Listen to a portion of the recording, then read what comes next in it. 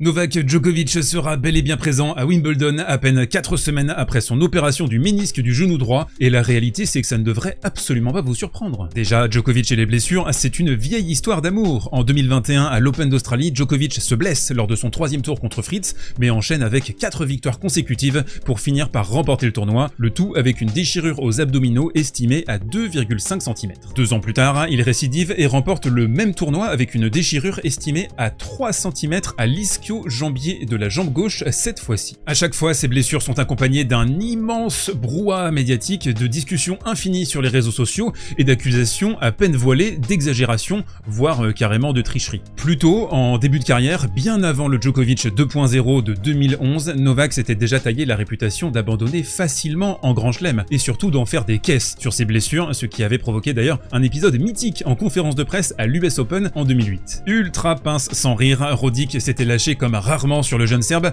Alors désolé juste pour la qualité de la vidéo, elle est vintage. When asked about his injuries today, mentioning the right ankle, opposed to the left ankle the other day. Yeah, no, both of them, in a back, and a hip. And he said there's too many to count. Cramp, bird flu, anthrax.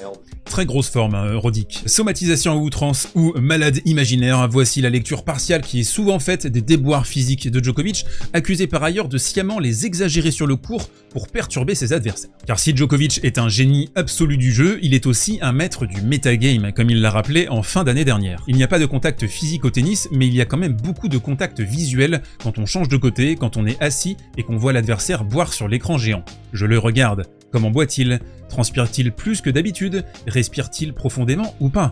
Je regarde comment il communique avec son équipe, tous ces éléments affectent la performance. Cette capacité à tout voir et à tout exploiter, cette réputation de croque-mitaine, Djokovic en est bien conscient et il l'a rappelé à Roland Garros, son aura est absolument intacte. Cela ne suffira peut-être pas à battre Alcaraz ou Sinner en Grand Chelem, et oui, sa marge est désormais réduite, mais Novak a un tableau franchement dégagé jusqu'à la finale, le tirage ayant été particulièrement clément avec lui. Un tirage cousu main qui devrait lui permettre de prendre confiance et d'alimenter cette croyance folle de pouvoir égaler les 8 titres de Roger Federer. Car personne, absolument personne, ne possède une telle compréhension du format en 3 sets gagnants, personne ne sait comment mieux construire une épopée victorieuse sur 2 semaines. Reste qu'il y a une part de folie, clairement, de vouloir enchaîner le gazon de Wimbledon avec la terre battue des Jeux Olympiques de Paris, surtout vu son état chancelant et après un premier semestre particulièrement laborieux. Mais c'était déjà les mêmes énergies qui l'avaient conduit à se consumer complètement à Tokyo en 2021 alors qu'il chassait le Grand Chelem calendaire. Une boulimie qui avait tiraillé son clan